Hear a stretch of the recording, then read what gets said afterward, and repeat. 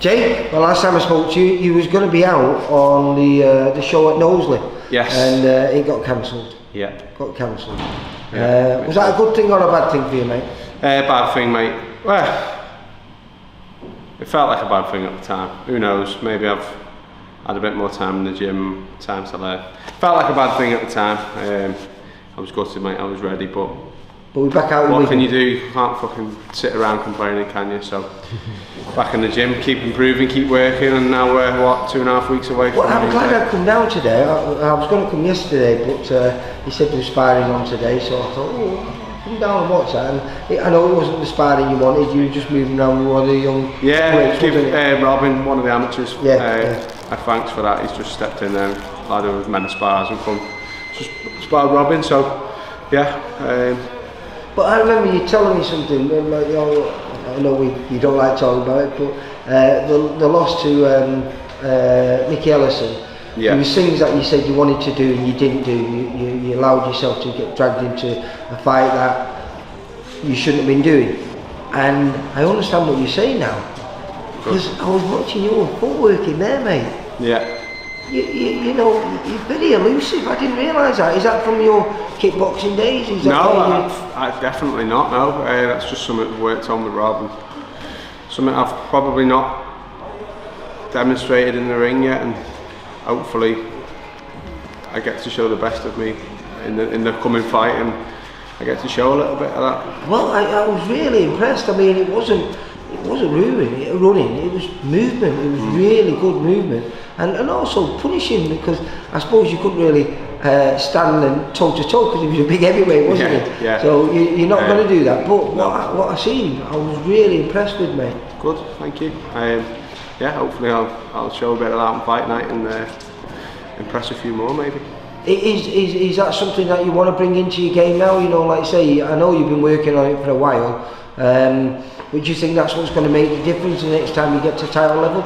Yeah, I do. I think that probably should have been the version of myself that I used or drew from in the last fight. Well, is that good that because you didn't use it? And I know you were telling me after the fight that Rob was going to go mad at you because you weren't doing what he wanted you to do and what you've been working. Because I just spoke to Sean Kearns, your little stablemate, and he was saying that's what you were doing all the way up to that camp before that fight. That just. You know, obviously you can watch the fight with Mickey and you can see how static I am. I'm getting drilled with jab after jab. And yeah, just got drawn into a fight like we said. And, you know, it's something. But is that not then a good lesson to learn in the ring? Maybe that now, because that looked like second nature there to me. Yeah. You weren't thinking about what you were doing. It was like dancing on ice. Yeah, thanks, Lee. Yeah, it is a good lesson. You know, any lesson's a good lesson, isn't it? It's unfortunate when I had to learn it, and you know it's done now. And moving forward, I can take from that, and yeah, I know what works and what doesn't, I guess. Yeah, I say I was truly impressed, mate. It was nice, like I say, it was a busy gym. We've got your old stablemate, Mike Mackay, back. Yeah, it's been good having Mike back. In fact, to be fair, Mike, I did quite a few rounds with Mike on the build up to the Ellison fight. He's been in the gym for a fair bit now. He gave me some sparring for that fight, which is horrible sparring and see the size of him. But good. Nonetheless, if I don't move my head with him, I'm in trouble. So that's possibly where some of it's come from. So yeah, no, it'd be good to see Mike back because you know he's very talented. So like I say, I enjoyed today. It was great. I always like coming down here anyway. Rob's a top guy, and obviously I like all you fighters here. Even though Sean might be hanging up his gloves yet, we don't know. But, we'll find out over the next few weeks. But we have an opponent, or we think we've got an opponent. We think we've got Louis Van Pooch. Yes. Now, a lot of people say, Louis Van Pooch, especially at your stage of your career, when you've already fought for the title, and you're thinking, but the kid's in a great run of current form. Yeah, he is. Yeah, won his last 6 fights. I think he's won 3 of his last 6. He's drawn 1. Yeah. He had a great fight with Ben Burnham on our show where he lost by 1 point, and I believe the fight that he lost again on point, he believed that he won. Yeah. And I'm not going to dispute that with him because he says in his last year It's his last year as a professional, and he's going out on a hurrah. You know what I mean? Fair play to him. He's had what, 170 fights nearly. Crazy. You don't go 170 fights and not pick things up. So like you said, he's in good form. He's won his last 2. So 3 out of test last now. 6 in a draw. So yeah, good test, and I'm presuming he's coming to win with me, and hopefully so. I think that's his mentality in every fight now. Good, yeah. I've seen it with him. He's loving it. He's smiling, and he's just going out because you don't have to worry about whether he's got work the next week now. Because if he doesn't have it, it's just fair dues. Who cares? So now, if you're getting me coming down, I'm not coming down to lie down for anyone. I'm coming here to win. So make sure your guys ready. We believe you're ready. I am ready. Looking forward to it. Yes, mate. As always, just looking forward to getting back out there and. What's the ideal scenario for you going forward then? If we're not looking past Lou Van Pooch, which would be silly at this moment in time because, like we just said, it's current form. But we are. So say you get a good win. We're not, but we are. Yeah, but we're not, but we are. We listen. We believe you're good enough. No matter how good a Lou Van Pooch comes, how game he is on the night, we believe your skills are good enough to win.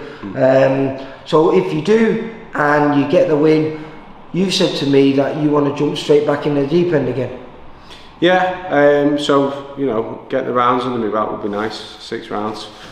Then go for an 8, and then because you feel like you missed out on that, didn't you, before the Mickey Ellison? Do you know what? I didn't give it a second thought, to be fair. I know I mentioned it in the interview and stuff, but I felt like I could have done the 10 rounds. I know I never. I don't think that was through lack of fitness or anything. I just, didn't get there. But I think I'm capable of doing 10 rounds. But like we said, there is no 8 on my record. I haven't done an 8, so that's the next target. Well, there were 6 and 8, and then back in the mix, then, aren't we? And at some point in 2023, get back to that central area level or better. Hopefully, yeah. Well, yeah, get back to it and better. That's not where I want to stop. No. I want to keep going from there.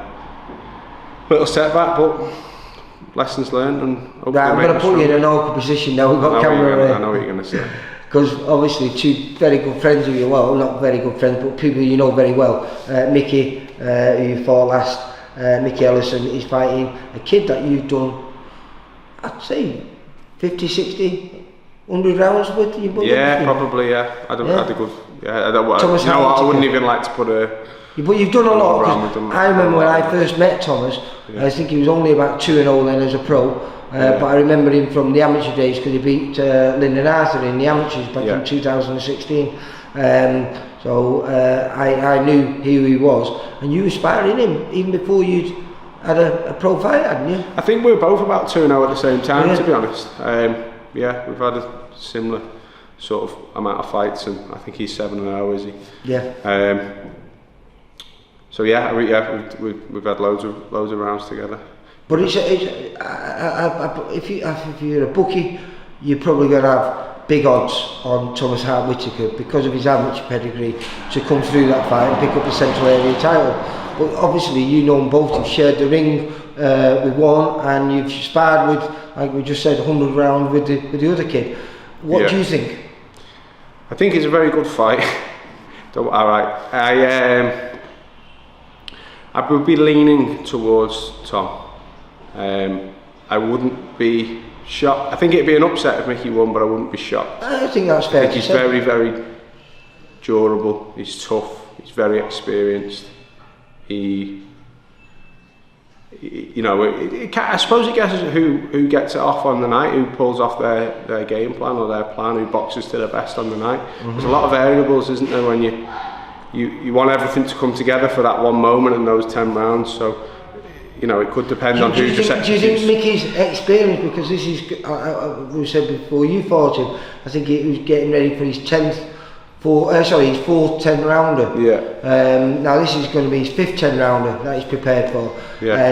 And obviously Thomas hasn't fought a 10 rounder yet.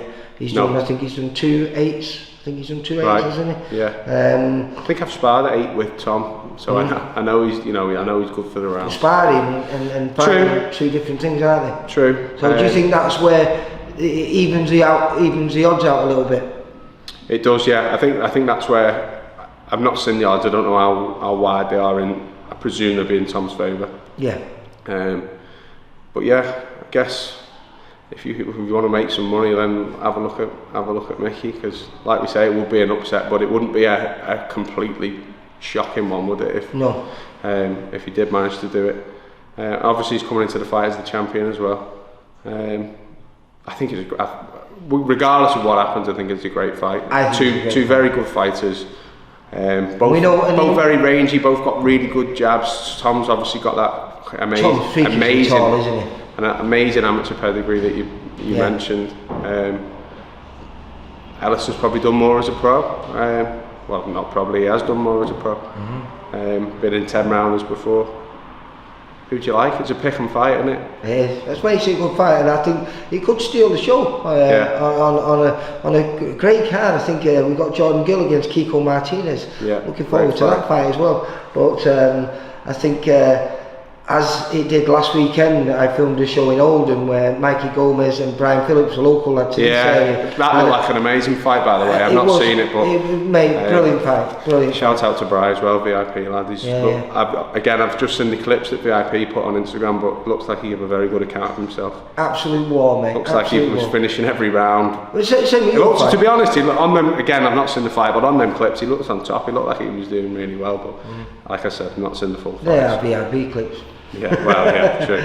But it was a great fight. It was a great fight. So hats off to both of them, because they both had to dig deep and find something that perhaps brings out some good fights to Central area, doesn't it? It does, mate. As I'm saying, as yours. It's one of those where every time I must have been at, I don't know, 20, 30 Central area fights, and not one of them's been a bad one. Yeah. And about half of them have been excellent.